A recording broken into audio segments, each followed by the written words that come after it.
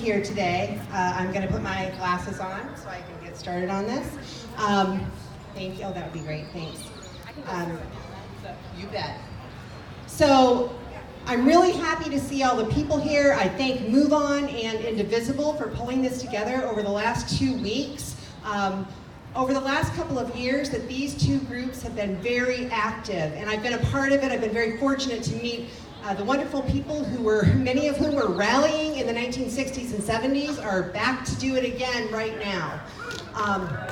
That's right, so thank you all, and the music is great. That cheating heart is really not doing us very good right now. So why are we here today? We have a couple of reasons, but I'm going to start by citing a document written in 1787, and that is the U.S. Constitution. We, the people of the United States, in order to form a more perfect union, establish justice, ensure domestic tranquility, provide for the common defense, promote the general welfare, and secure the blessings of liberty to ourselves and our posterity, do ordain and establish this Constitution of the United States of America. And this Constitution is the guiding framework for how our nation is supposed to function. It creates a separation of powers, and that's really important. And part of my job today is just kind of talk you through what is impeachment? What does it mean? So that separation of power starts with the legislative branch, that's Congress, the House of Representatives, and the Senate to make the laws. The judicial branch, the federal courts, they ensure that the laws are upheld and they interpret the constitutionality of the law. And then there's the executive branch, the president and his, and hopefully or her, cabinet, to administer the government. That's the job. So each of those branches are accountable to one another, and that's why we have a separation of powers. That's one reason that the Constitution establishes checks and balances on each of the branches of government.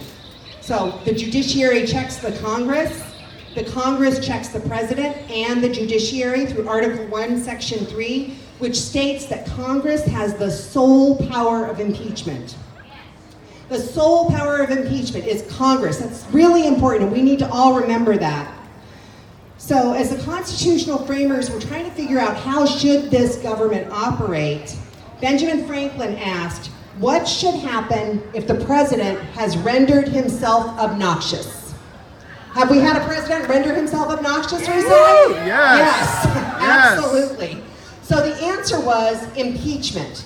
Trial, conviction, punishment, and it comes from British common law and was put in the Constitution with distinctly American features. And that means that both the president and other civil officers could be impeached.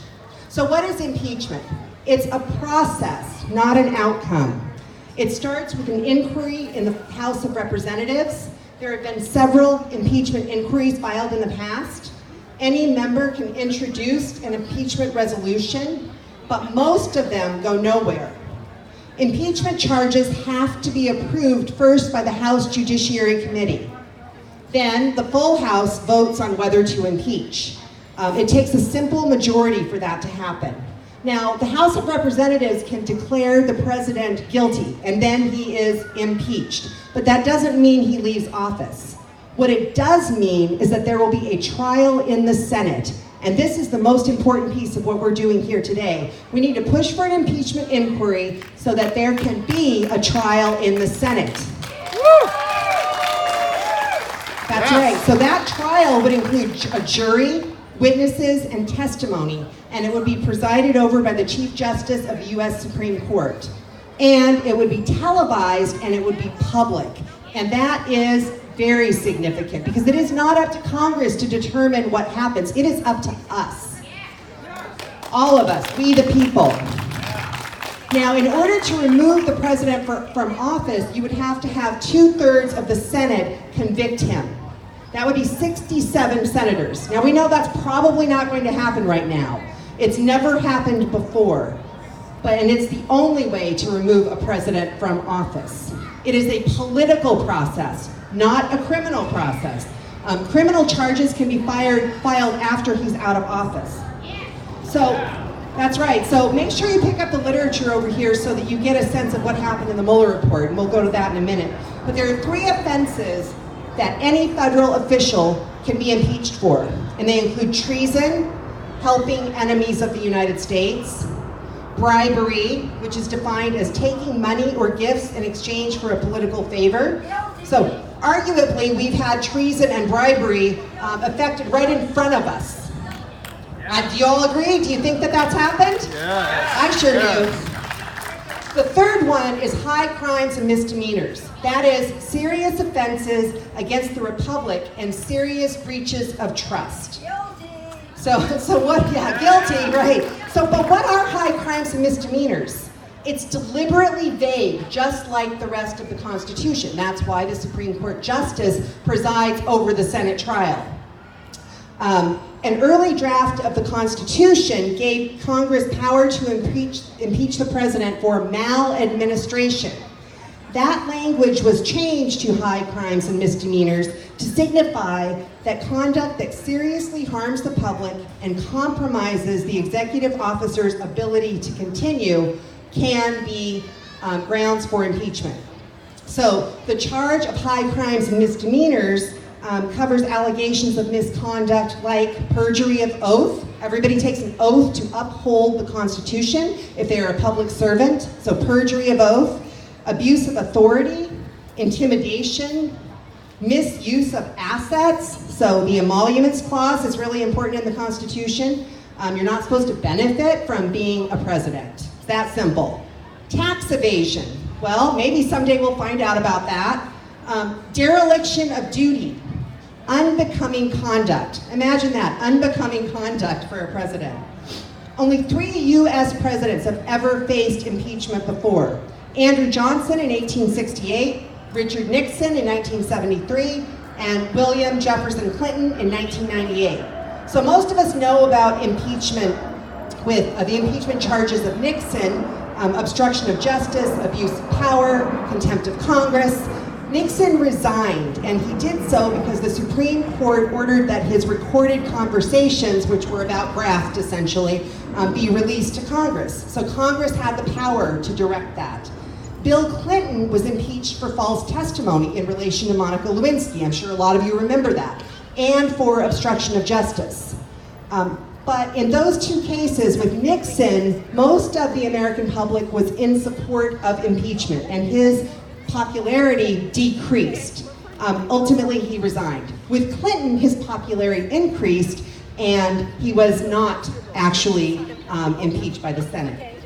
So the third president was Andrew Johnson. He was the first one to go through impeachment. So Abraham Lincoln died on April 14th of 1865, and Johnson, because Lincoln was a Republican, right? You all remember that. Johnson was a Democrat, because in those days, they paired Republicans and Democrats together to avoid some of the stuff we're going through right now. So Johnson took over when Lincoln was assassinated. And Johnson was also a Southerner. He did not agree with Reconstruction policies, which were intended to put the nation back together, according to the North, with equality underlying everything that they did. So his impeachment was supposedly for firing the Secretary of War, Edwin Stanton, but really it was because of his efforts to preserve white supremacy in the South. And that was very clear, and Congress called him out on that. His impeachment was for high crimes and misdemeanors. Most of it was focused on the tenure of office, that he didn't have the right to fire the Secretary of War. But one article was literally based on Johnson's disregard for the law of the land and for Congress itself. Johnson claimed that the Republican government was responsible for the murders by white Democrats of 44 African Americans in New Orleans. Just a second. And in 1866, Johnson said this, every drop of blood that was shed upon their skins, they are responsible for it, referring to the government. Congress, in turn, charged Johnson for being, and this is important, unmindful of the high duties of his office and the dignity and proprieties thereof. So we do expect dignity in the office of the president, and have for the last more than 200 years. Consequently, Johnson had attempted to bring into disgrace, ridicule, hatred, contempt, and reproach the Congress of the United States. So translated to 21st century language, Johnson was impeached for maladministration of the laws of the land and for his attempts to undermine Congress, which was a separate branch of government with its own powers, and still is a separate branch of government. Johnson was not removed from office. We've never had anyone removed, but he was only one vote short because his high crimes and misdemeanors were so egregious. So this call for an impeachment inquiry is not only about the 10 obstruction issues identified by Mueller, which, by the way, did not exonerate the president. Probably most of you standing here know that. You can look at what it did do in the literature over there. Remember what Mueller said.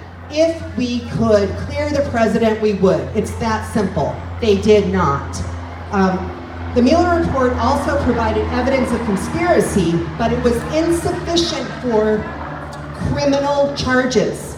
Only insufficient for criminal charges, not for impeachment.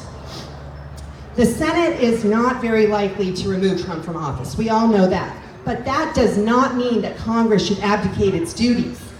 The separation of powers is based on holding each of these three branches of government accountable. And that starts with the House of Representatives, and we must demand an inquiry.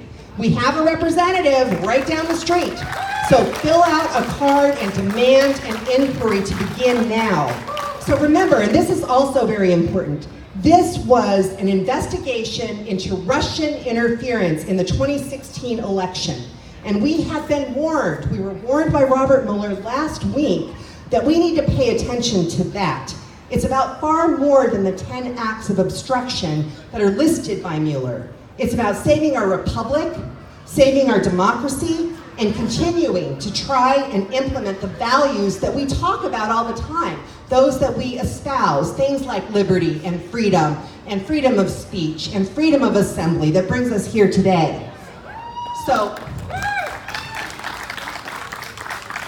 here are just a few of the high crimes and misdemeanors committed by Trump. I can't keep track of all of them, honestly. Amy Siskin does that.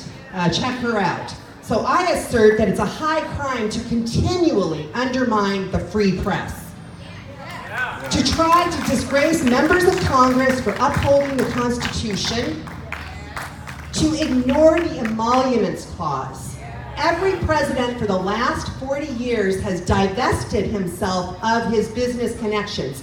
Trump has increased them. He has foreign officials staying at the Trump Hotel in Washington, D.C. His children are getting rich because he's the president. They were already rich. They're getting richer. So, also, operating a government based on bigotry and fear of others, especially immigrants, that is a crime. That is not who we are in this country. And we get to decide who we are, not the president. Undermining the law and his own cabinet on a daily basis constitutes a high crime or misdemeanor. And to say, and this happened the other day, if you don't know about it, that taking information from a foreign government is okay is definitely a crime. He's committed treason on national television more than once.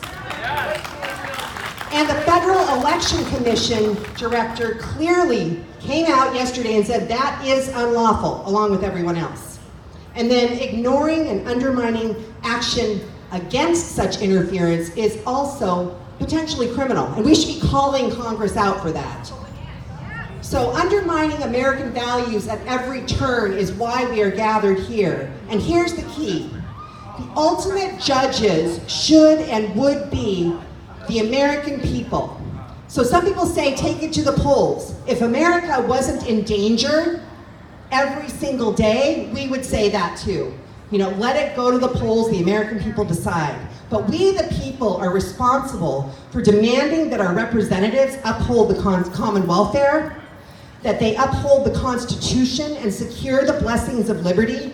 And liberty is not about the American flag. It is a symbol of liberty, but faux patriotism, hugging the flag and saying a speech is not patriotism. All of you being here today, that is patriotism. Speaking out on behalf of our values. This is patriotic. And we need to remind everyone that we know that this is what constitutes patriotism. Now, Congress is responsible for holding the president accountable.